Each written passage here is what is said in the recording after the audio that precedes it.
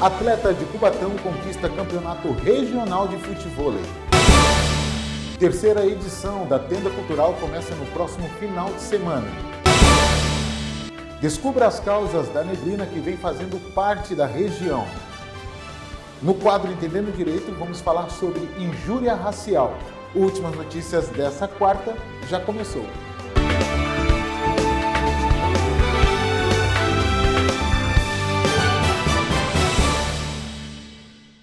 Boa noite.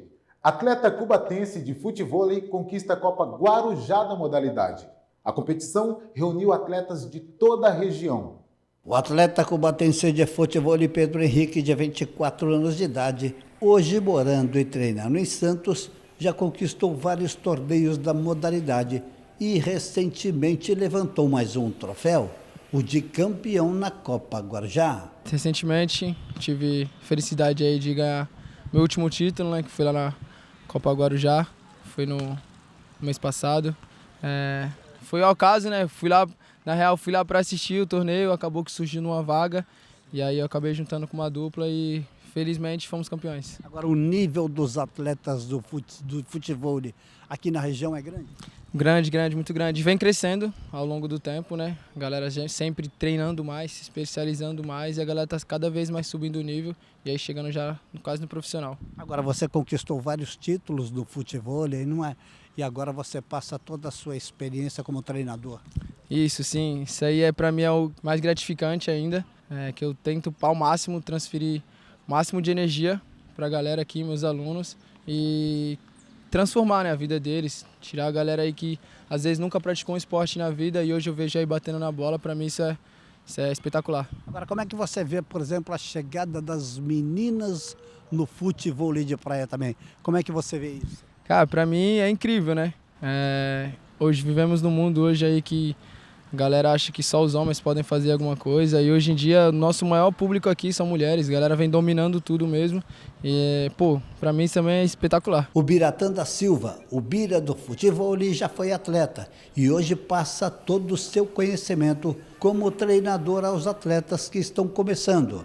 E o seu grande sonho é que novos atletas comecem a treinar em Cubatão, na quadra recentemente inaugurada. Já faz um tempo que eu já estou nessa área e eu vim aqui para Santos. Tem uma equipe aqui fortíssima que é do Futevôlei Gonzaga e é isso aí, estamos aí. Agora, o que é mais difícil para você que já foi atleta e hoje é treinador? O que é mais difícil ou o que é mais fácil? É difícil, né? Porque você estando dentro, você mesmo pode decidir, né? Definir.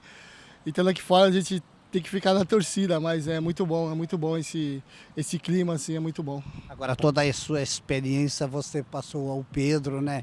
Que já foi atleta, já foi campeão e hoje segue a carreira também de treinador. Sem dúvida nenhuma, né? O Pedrinho, ele começou no nosso projeto lá no Jardim Casqueiro e hoje é um dos melhores da Baixada, sem dúvida nenhuma. É um atleta muito disciplinado, muito habilidoso, de muita qualidade.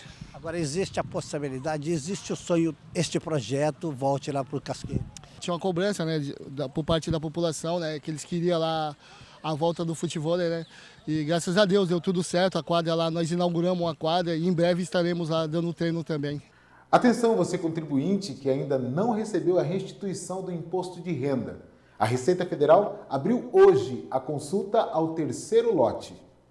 6 milhões de pessoas devem receber o terceiro lote do IR liberado hoje. O dinheiro deve cair ao contribuinte na próxima quarta-feira, último dia do mês. O valor total para esse terceiro lote é de 8 bilhões de reais. Além disso, serão pagos lotes residuais de anos anteriores. Para você saber se tem direito ao terceiro lote da restituição, basta acessar a página oficial da Receita Federal na internet e realizar a consulta com o número de CPF. E o Hospital Guilherme Álvaro precisa de doação de leite materno. Se você está amamentando e quiser ajudar, é só se dirigir ao hospital e se cadastrar. O Hospital Guilherme Álvaro precisa de doação de leite materno.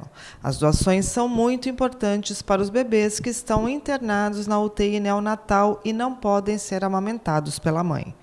Qualquer quantidade de leite pode ajudar e toda mulher que amamenta pode ser doadora, desde que esteja em boas condições de saúde. Para fazer parte desta corrente do bem, basta se dirigir ao Hospital Guilherme Álvaro, na Rua Oswaldo Cruz 197, de segunda a sexta-feira, das 9 horas da manhã às 5 horas da tarde e fazer um cadastro. Mais informações pelo telefone 3202-1323.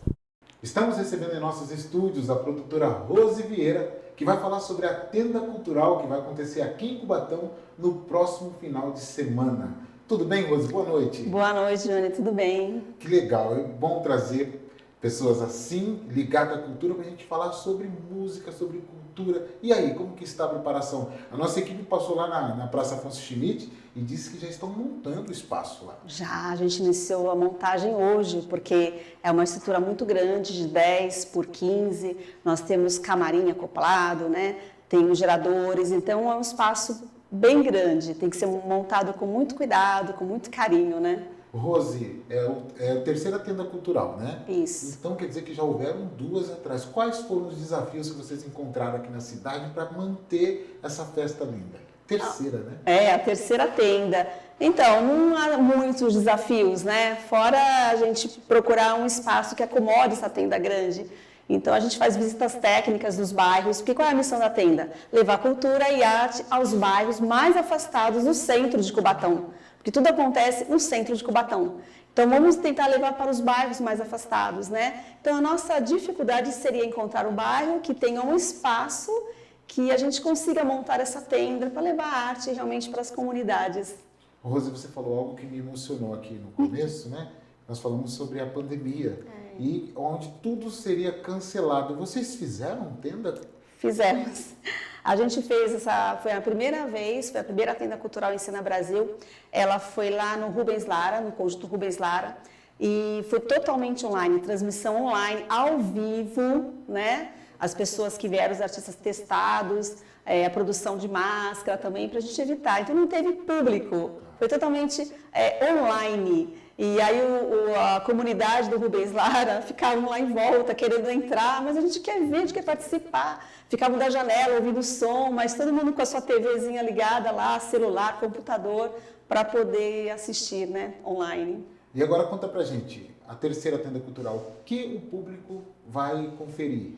Nossa, gente, olha, contação de história, nós temos oficina de fotografia pelo celular. Quais são os recursos que o meu celular dá para eu tirar uma boa fotografia? Tem essa oficina. Nós temos oficina de introdução à dança, temos teatro, muita música, muita pipoca, muito algodão doce, sorteio de brindes e principalmente, uma outra coisa que a Ensina faz questão é a acessibilidade. Então, se vocês têm algum amigo que é cego, convida, pode levar, a gente tem audiodescrição. Se você tem um amigo que é surdo, convida, leve, nós temos intérprete de Libras. Então aí a gente vai ficar muito feliz de poder receber e inserir essas pessoas junto conosco na tenda. Só passa para nós o horário e o dia certinho. Dia 27 agora e 28, sábado e domingo. No sábado começa às 9h30 da manhã com a abertura do canto coral mágico, aquelas crianças maravilhosas. Vai até às 21 horas. No domingo, a abertura é às 10 da manhã e vai até às 21 horas também. Rose, muito obrigado pela sua presença aqui, viu? Eu que agradeço o convite de vocês, muito obrigada mesmo e espero vocês lá. Confira as vagas disponíveis no Pátio de Cubatão para amanhã. Você que está buscando o primeiro emprego ou uma recolocação no mercado, o Pátio de Cubatão está oferecendo 23 vagas de emprego, dentre elas 8 vagas de ajudante de cozinha, 4 vagas para oficial de manutenção, 2 vagas para operador de centro de controle operacional e 2 vagas de auxiliar de serviços gerais.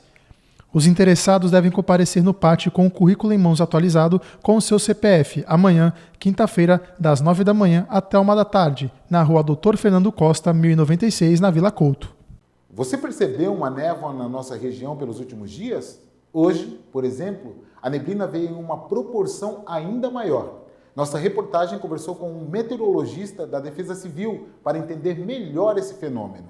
Pois bem, os últimos dias a gente vem registrando uma névoa na nossa região, em alguns períodos até no período da noite, e hoje nós tivemos aí uma grande proporção no período da manhã. Para entender melhor sobre esse fenômeno que vem acontecendo na nossa região, nós vamos conversar com o meteorologista da Defesa Civil, Franco Cassol. Ele vai explicar melhor para a gente o que vem acontecendo aí, esse fenômeno aqui na nossa região. Franco, eu queria que você explicasse para a gente dos dias anteriores, né, que a gente registrou ali ainda no início da noite. O que se deu esse fenômeno?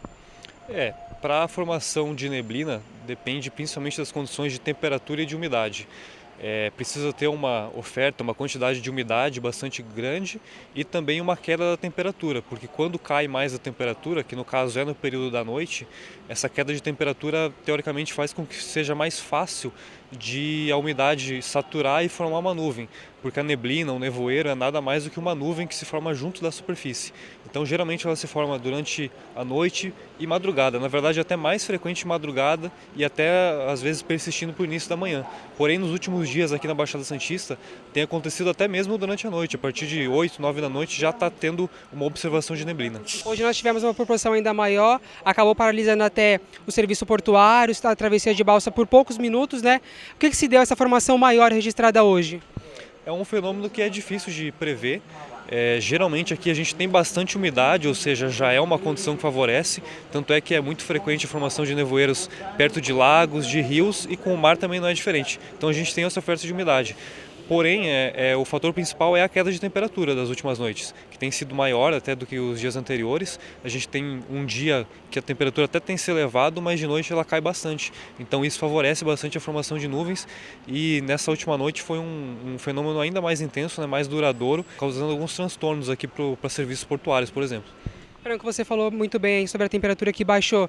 Foi registrada na base aérea a temperatura mínima, né, aqui na nossa região essa semana. O que se deu também? É por conta desses dias que já vem registrando baixas temperaturas? Tem uma influência de uma massa de ar frio já há vários dias aqui na região. Desde o começo desse mês, faz cerca de 3 semanas que está com temperaturas baixas na maior parte dos dias e é esperado para essa época do ano realmente que alguma massa de ar frio mais forte aconteça e que nos influencie. Então a gente está no inverno, natural que em algum momento teria essas temperaturas mais baixas mesmo, isso aí faz parte. Porém, como a gente estava comentando, essas quedas de temperatura, principalmente durante a noite, acabaram favorecendo a formação de neblina. Uma outra dúvida foi se falado sobre o veranico que teríamos aí para a região sudeste e outras regiões do país. A Baixada Santista vai ser atingida por esse veranico? As temperaturas vão subir muito ou vamos continuar registrando ainda essas baixas temperaturas? Como é que vai ficar o clima? Gradualmente, nos próximos dias, essa quinta, sexta-feira, as temperaturas vão subir mais realmente em relação aos últimos dias. Principalmente na quinta pode chegar a 30 graus aqui na região durante o dia, mas de noite a temperatura ameniza de novo. Ou seja, pelo menos pelas próximas 2 noites aí, ainda tem condição de cair a temperatura e eventualmente até formar de novo essa névoa que está sobre a região. Para agosto está previsto a chegada do fenômeno Laninha. Ele vai interferir alguma coisa aqui na nossa região? Vai mudar muito tempo? Ou a Defesa Civil ainda não tem essa previsão? Por enquanto ainda não deve ter uma influência tão grande. Por enquanto ainda a condição é que seja dentro do normal para essa época do ano. Agosto também é um mês de inverno, ou seja, a gente ainda deve ter influência de um ar mais frio sobre a região. Talvez não tão frequentemente quanto agora em julho, né, que foram muitos dias de frio, mas em agosto ainda deve ter alguns dias de frio sim, por conta de algumas massas de ar fria e também frentes frias que devem avançar sobre a região. Tá certo, então muito obrigado pelas suas informações. Tá aí a explicação que nós tivemos agora do meteorologista Franco Cassol, da Defesa Civil. Jefferson Santos para Últimas Notícias. Vamos conferir com a Cris Castanheira como fica o tempo amanhã na nossa cidade.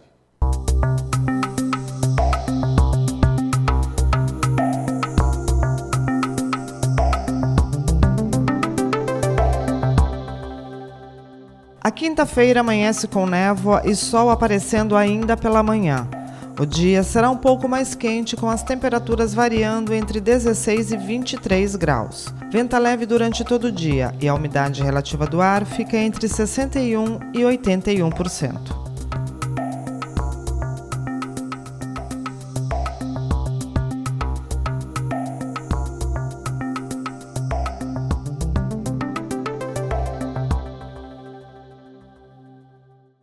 No Entendendo Direito de hoje, vamos falar sobre injúria racial e a legislação brasileira sobre o assunto. O Últimas Notícias volta já. Não saia daí. Você Você lembra daquele caso do Vinícius Júnior, que tem sofrido racismo em pleno século XXI? Pensando nisso, nosso jornalista Lucas Sena entrevistou um ativista, o Dr. Renato. Vamos acompanhar. Na última semana, na Espanha, um homem acusado de racismo e intolerância religiosa foi condenado a 8 meses de prisão após comentar os feitos no fórum de um dos principais jornais do país contra o atacante Vinícius Júnior e contra o zagueiro alemão Rüdiger, ambos do Real Madrid. Em junho, 3 torcedores do Valência foram condenados também a 8 meses de prisão. Mas o que isso tem de ganho para a luta contra o racismo? Para entender um pouco mais sobre o ganho para a causa e a importância dessas condenações, conversamos com o advogado e ativista Renato Azevedo. O Vinícius Júnior, ele, na verdade, se torna a ponta de uma flecha, né? Essa legislação, ela já é, na Espanha, pelos relatos que a gente tem, de 2007.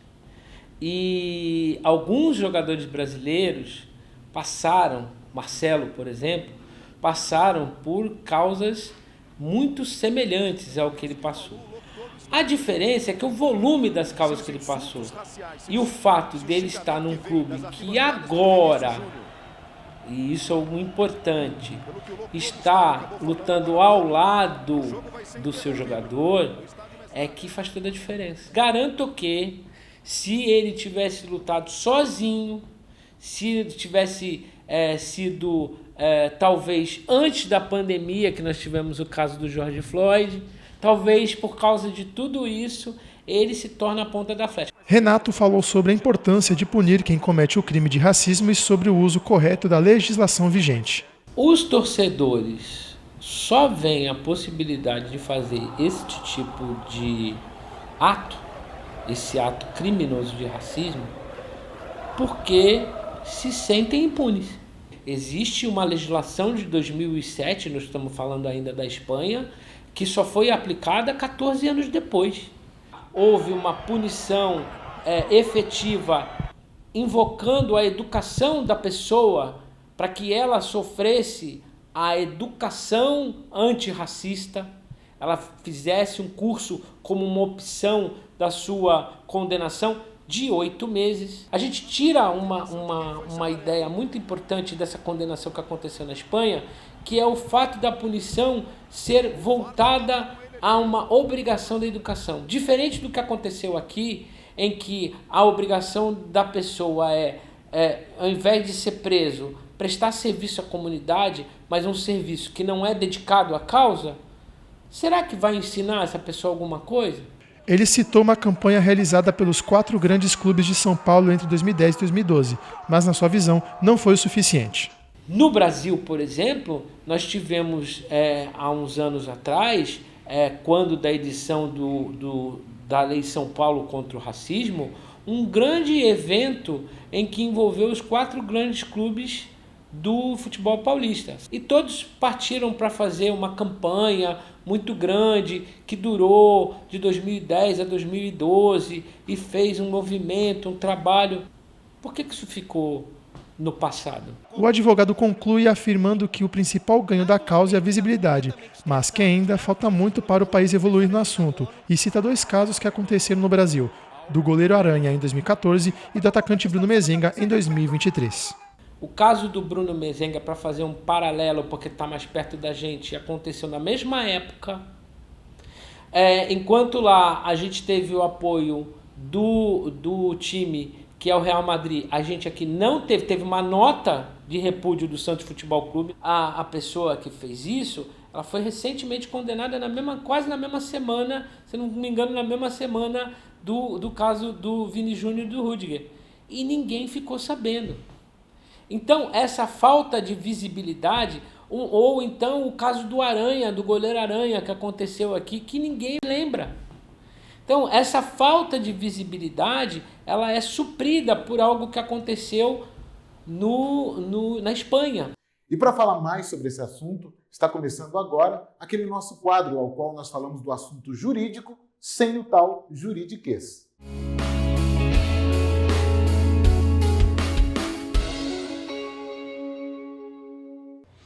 E já aqui nos nossos estúdios, o nosso amigo Dr. Guilherme Craveiro. Boa noite, doutor, tudo bem? Boa noite, Jones. Um prazer estar mais uma semana aqui para conversar com você e explicar um pouquinho desse caso polêmico para que a gente possa tirar as dúvidas das pessoas.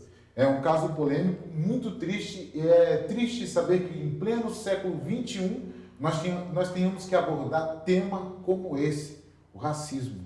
É muito delicado mesmo, Jones. Infelizmente, na nossa sociedade existe um racismo estrutural, algo institucionalizado, mas cabe a nós aqui, pessoas que passam informações, jornalistas, advogados, outras pessoas que têm a possibilidade de publicamente se manifestar, trabalhar contra, informar, para que a gente possa cada vez mais ir contra e dar força para as pessoas que sofrem esse tipo de situação, possam combater e cada vez mais diminuir essas situações para que elas não voltem a acontecer.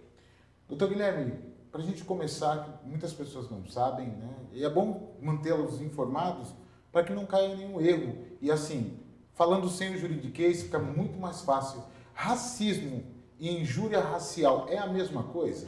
Não, Jones, não é a mesma coisa. Racismo é o crime cometido contra uma coletividade. É quando alguém faz algum tipo de ofensa que seja contra a raça, o gênero da pessoa, a cor da pessoa e seja contra a coletividade. E a injúria racial é uma outra situação, ela vem derivada do crime de injúria, onde é específico contra uma pessoa, contra duas pessoas, contra algum ato direcionado. Por exemplo, o racismo é quando você ofende a classe em geral, a raça em geral. A injúria é quando você profere algum tipo de xingamento, algum tipo de ofensas direcionada a uma pessoa. E vale ressaltar aqui, né, Jones, é muito importante que as pessoas negras, pretas, elas participem desses debates, porque aqui é delicado uma pessoa branca estar falando sobre isso. Eu falo muito sobre a questão de lugar de fala, né? Mas eu acredito também que qualquer pessoa que, por mais que não passe na pele, literalmente por isso, se ela está disposta a combater e a brigar pela causa, ela sempre será bem-vinda. Olha, eu quero citar uma amiga nossa em comum, a doutora Ana, e ela disse uma vez, certa vez que nós estávamos em uma bancada numa rádio, nós estávamos fazendo podcast, e ela disse que o nosso lugar de fala é onde a gente está para defender. Se você estiver ali para tentar derrubar uma causa, uma luta, é melhor manter-se calado, né? Com certeza. Se nós estamos aqui para defender uma causa, por mais que nós não somos direcionadamente quem sofre esse tipo de ato criminoso, se nós estamos aqui para brigar pela causa de forma positiva, de forma a combater as pessoas que proferem essas ofensas, que proferem esses atos criminosos, eu acredito que somos bem-vindos para brigar por ela. Tá, outra coisa, nós acabamos de ver uma matéria aí, feita pelo Lucas Sena, nosso jornalista aqui da TV Câmara, com o Renato, que é um ativista, né? E é inadmissível a gente ouvir tantas coisas que acontecem no nosso Brasil e a gente ficar de boca calada, né? Por isso que é muito legal a gente ter esse espaço aqui. Eu, como advogado, agradeço a TV Câmara Cubatão, agradeço você, Jones, que sempre disponibiliza um meio social, um meio de comunicação, para que nós possamos informar as pessoas e possamos também dar as nossas informações, dar as nossas opiniões sobre esse caso. E é um absurdo que em pleno século XXI, no ano de 2000, pelo século XXI, não definindo um ano específico, mas a gente ainda tem as situações, ofensas, envolvendo principalmente o esporte, né, Jones? São situações que, como nesse caso do Vinícius Júnior e do Rudiger, tivemos casos como do goleiro Aranha, que o doutor Renato brilhantemente citou, casos como o do Bruno Mezenga, que foi mais recentemente através da rede social do Santos. Então é meio que inadmissível que em pleno século XXI, dentro dessa globalização que ocorre, dentro dessa situação onde todos nós brigamos para que isso não volte a acontecer, a gente ainda tenha pessoas com essa mentalidade retrógrada, com essa mentalidade brutal e pratique esses atos de ofensas, de racismo, de injúria racial contra as pessoas, simplesmente pela cor da pele delas. Doutor Guilherme, brilhantemente você sempre nos traz explicações assim, o qual a gente consegue entender. Por exemplo, nós falamos sobre injúria racial e sobre o racismo, né? E quais são as principais leis do país que protegem contra esses dois crimes? Sim. Em 1989 foi decretada uma lei, que é a lei contra o racismo, contra os crimes contra a raça e a cor, e vale se dizer, né, essa lei, lógico, nós temos aqui no Brasil um racismo contra as pessoas pretas institucionalizadas, mas essa lei, ela também define, ela também protege pessoas de cor amarela, parda, qualquer tipo de pessoas que venha definir sobre isso. Ela também trata de raça, ela não trata apenas da cor. Então, pessoas indígenas, asiáticas, qualquer pessoa que venha sofrer, essa lei de 1989, ela protege elas também.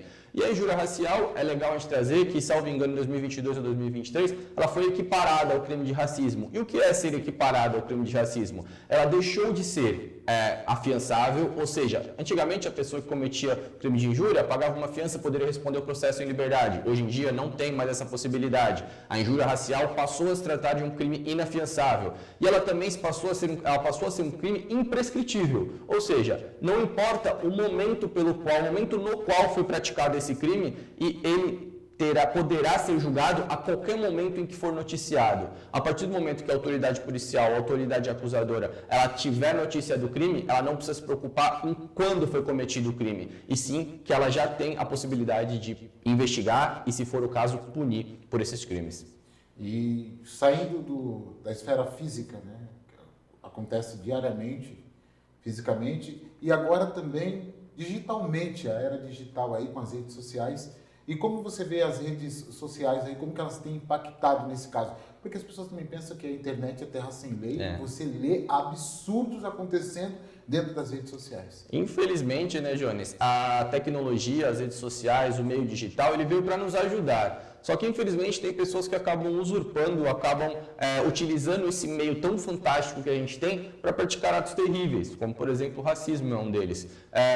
Assim, Jones, é bem delicado a gente tratar sobre esse tema, porque realmente as pessoas hoje não estão nem aí. Elas cometem crimes através da rede social e se sentem que elas são impunes, que ninguém vai atrás delas. Mas é muito legal a gente também informar, como o Dr. Renato trouxe pra gente, que a pessoa que praticou em 2021, salvo engano, o crime contra o Bruno Mezenga, que na época era atacante do Santos, ela foi acusada e ela foi condenada, sim, por esse crime. Aí a gente pode entrar até numa outra esfera que vai ficar para um outro dia, como que essa pena ela é atribuída. Porque hoje nós temos a pena pelo crime de injúria racial, de racismo, ela é de 2 a 5 anos. Só que, muito facilmente, por ser uma pena mínima inferior a 2 anos, ou até 2 anos, ela pode ser trocada por serviço comunitário. E esse serviço comunitário, como é que ele vai ser prestado? Será que vai ser voltado para a causa ou não? Acredito também que o poder público ele deve se atentar a essas situações. O poder legislativo, o poder judiciário, ele deve atribuir a essas pessoas que cometeram esse tipo de crime, que elas possam, sem problemas, prestar serviço comunitário, que é o que está previsto dentro da nossa lei, mas que seja algo atribuído à causa, que melhore a causa, que ajude a causa e que faça a pessoa entender que o que ela fez é um absurdo.